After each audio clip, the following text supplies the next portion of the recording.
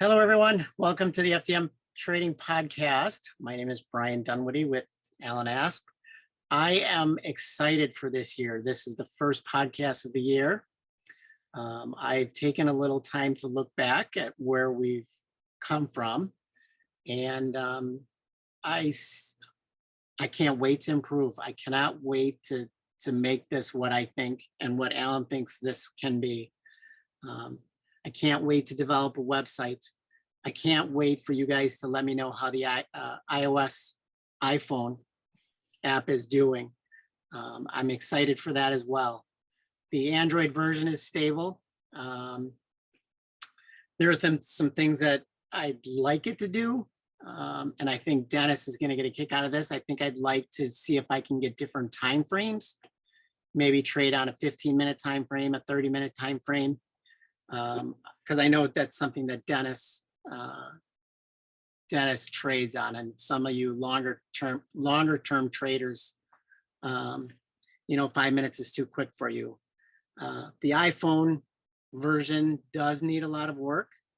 It's functional. It doesn't check for weekends. It doesn't check for holidays. It doesn't check if the market's open yet.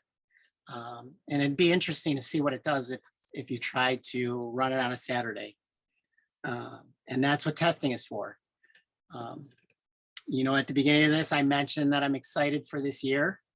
I think this is a year for growth. I think this is a year for self-introspection. And I think it's a year for me, and I'm hoping for you, to challenge yourself, to be better than what you were yesterday, to be better than what you were last year. I actually started reading this again, Alan's Jewish Secret. And honestly, the very first line, taking stock of one's life is often a painful process. And that's true. We like to be comfortable. We don't like to challenge ourselves. But if we don't do that, we become stagnant. So I'm going to start on this journey with the help of Alan, and I'm hoping that he will assist you guys as well with these videos. Alan's been through it, and I think you guys are familiar with his journey and becoming the person that he is today. And it's been quite a journey. So I look forward to doing that. And finally, we're going to talk about trading as well. This year. So I think we're going to look at 3 different things. We're going to look at the apps. We're going to look a little bit at self-development. And we're going to look at trading. And Alan's expertise is definitely in the latter half. What I want him to do, and I'm hoping he will for all of us, is to give us a list of books or a list of resources to start us on our journey. And other than his 2 Jewish Secret and his Option Secret book, I know in his book he mentioned T. Harv Eker, The Millionaire Mind. So I'm going to, like I said, I'm going to compile this list. I'm going to focus on reading and focus on self-development. It's what I want to do this year. It's what I want to do for this podcast. It's what I want to do for the trading apps. And it'll be interesting I think, for Alan to see us on our journey. So with that said, I'm going to toss it over to Alan. And see his thoughts, hopefully his thoughts on growth, and then eventually on trading, on what he sees in the market. So Alan, how you doing? Oh, I'm doing good. Hey, Brian is so modest. I ended up picking a bottle of champagne. Yeah. Brian ended up doing it. Can you imagine that? iOS version, I knew we could do it. It was quite the journey. It is totally. Cheers.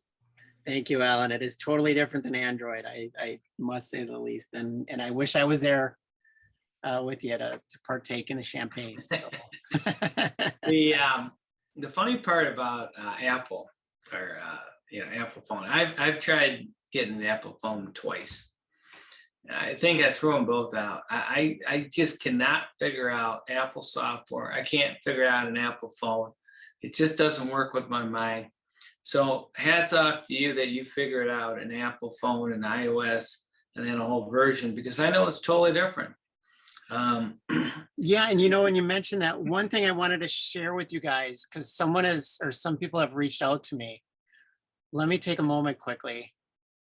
So when I go to add stocks, enter ticker name. So when I type in SPY, I have to drag this a little bit outside of its window and let it bounce back into the window, and that will add that stock for you. So I should have mentioned that at the beginning, because I said I think a lot of you might have it. Apple's quirky.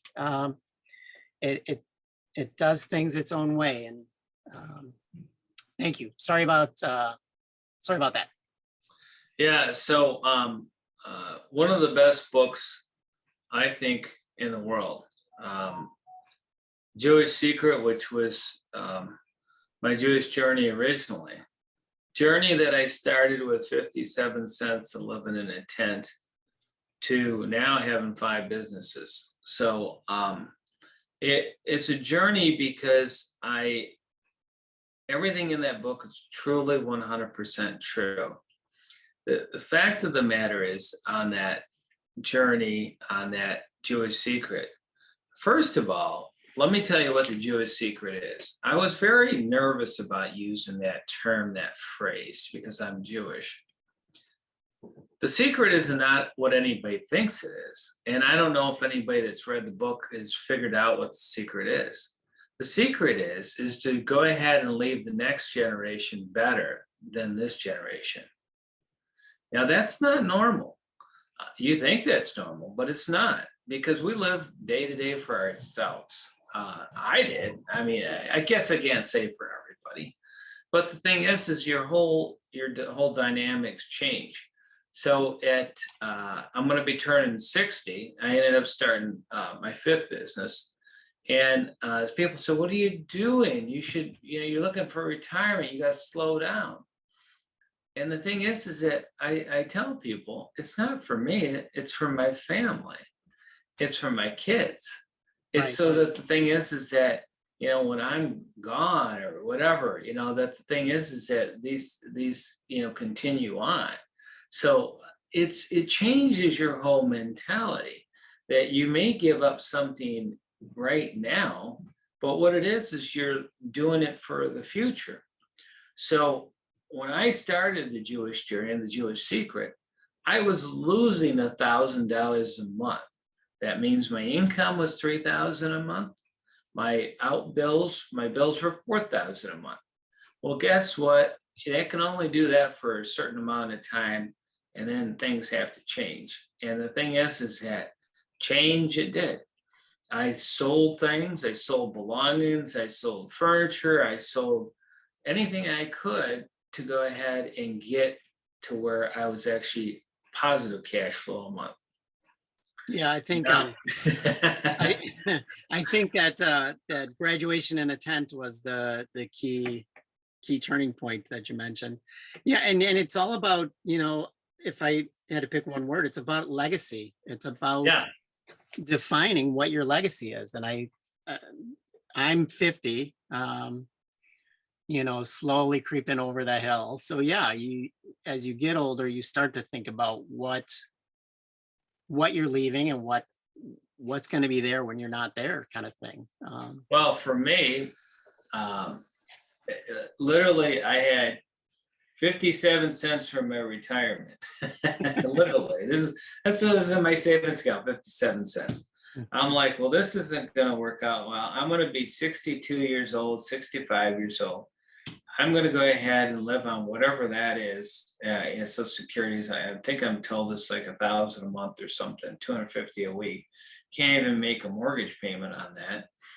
Whatever it is, maybe it's $2,000 a month. I don't know because I'm not on Social Security. But the point of the matter is that I had nothing to fall back to. If I had to have a surgery, I'd have to call my mom. Well, my mom's 80 years old, so it's like, this is like you can only go back so much. And quite frankly, in the book, she stopped loaning me money. She won't loan me any money. Maybe I'll loan her money now. So I will go over those books, but the biggest book, the one that hit me the most was Harv Eker's The Millionaire Mind, because it's an amazing book. It goes through your mindset. And the issue is that most people sabotage in that they go ahead and they think that they can't be a millionaire. They think that they can't go ahead and have any type of wealth.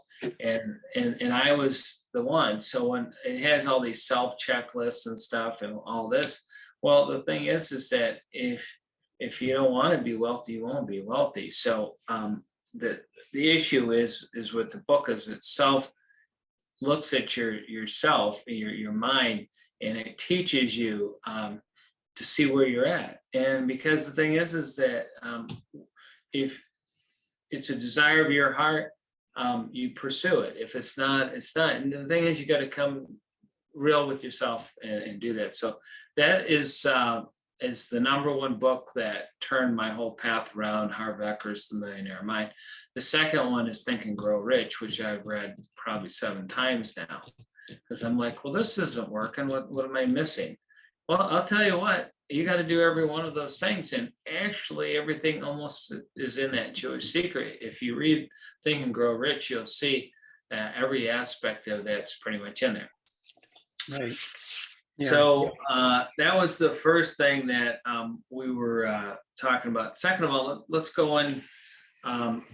Was that was the second one the app, or you had a little outline there? Yeah, I think I'm good with the app. Like I said, I hope everyone that wants to be in the iOS test has either reached out to me or has gotten an email from Apple to join the test.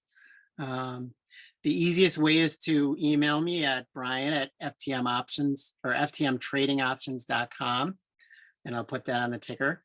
So let me go ahead and just kind of tell you a little bit about where the 5-minute came from. So when I got into trading, the first one was as I was a big earnings guy. I think if you follow it, that I took trades that we went ahead and did 248,000 one year, and I went through the trades and playing the earnings. And what I found out that system worked great, but then somehow the system, it's almost like the computers were onto us. Because what was happening is that the options would be 5-to-1 for it to do something, and then went the other way. And then so what it is that I was always only like about 68% on the earnings. But the problem is that I remember you were having like a 31% loss. And so then I'm like, okay, I got to get into another system. And then I went into the DAX, and then the DAX, I mean, look at what happened today. I mean, the DAX was up the same what the Dow was. So the issue is I still use the DAX, but I used to use it 100% in trading. The problem was knowing which stock to follow. And I've never been a guy that liked to follow the Dow or the SPY. I mean, meaning like trade it, because they don't move enough for me. So I would go ahead and follow the DAX. I'd be 100% right on, and then Google wouldn't move. So that's how we got out of that, the DAX. And then if you go through my book, you see different techniques that I've used. Literally, the 5-minute app is the only one that I found. To me, it's 100%. And why I say 100% is because if you get stopped out, it's giving you a stop loss point. It's still a successful trade because you're taking a small loss. And so that's the key there, is that you want to keep it to a small loss, and that's okay. The chances are 90% that you won't take the small losses, provided that you go ahead and let it go above the 5 minute. The key thing with that is everybody does the same thing, and that's even me, is to go ahead and hold it too long. You know, you might get 100%, 200, 300, 400, 500. You know, if you're going for grand slams or home runs, it's probably not going to work. For example, Visa today, if you would have went ahead and bought it on the 5 minute, you would have done really well. If you held it, you would have lost money because it did the reversal at 10 o'clock. Yep. First Solar, the same thing. Now, I don't like to hold overnight, but I like the direction. I bought First Solar on the 5 minute roll yesterday. And then I was up 25, 30% on the trade. So I'm gonna go ahead and let it go overnight. I ended up cashing in for a huge thousands of dollar gain. And so the thing is that, but I used the 5 minute app to get me out, because what I did is I used the 5 minute high as my stop loss. And I couldn't believe it broke that thing. And it broke it, Yeah. you know, like at 9:37, 9:38. And I had my timer at, I think 9:40, 9:35, whatever it was. But the point is that I got out, and if I didn't get out, I would have lost money today. So there's different ways to use the app. I want to be doing some videos in the future to help you how I use it. But there's nothing else that I use pretty much other than the app on a daily trade. And I usually don't like to hold overnights. I will occasionally. But you know, the thing is that those are rare, because usually you get your reversals. So, I mean, that's that. So I'm excited about the 5 minute. My experience is, I've been doing this most of my life. My experience is it's the only thing that seems to be the same algorithms that they use on the platforms. I've been in the JP Morgan platforms in New York City, right in their trade room, watched their algorithms, watched the algorithms on the New York Stock Exchange floor. I've seen how the algorithms work. I think this is set pretty much the same algorithms. Why they work, I don't know. I don't get it. I still remember the conversation I had with the CEO of the New York Stock Exchange. I cornered him one time, and I said, so what's going on? I says, you're not looking for business majors or economics majors? He said, no, we only hire mathematicians. I was like, wow, what a change in how that all works, you know? So. Right. Yeah. Yeah, exactly. So it's all about probabilities and risk. That's all it's about. But hey, Brian, I'm going to get to my champagne I got for your success. It's a beautiful bottle of champagne. Cheers to you. Great job. I knew you could do it. And, to more successes. So. Sounds good. Everybody, thank you. If you need me, reach out. Email me, IM me through Facebook. So everybody have a good night, and here's to a great 2022. Cheers.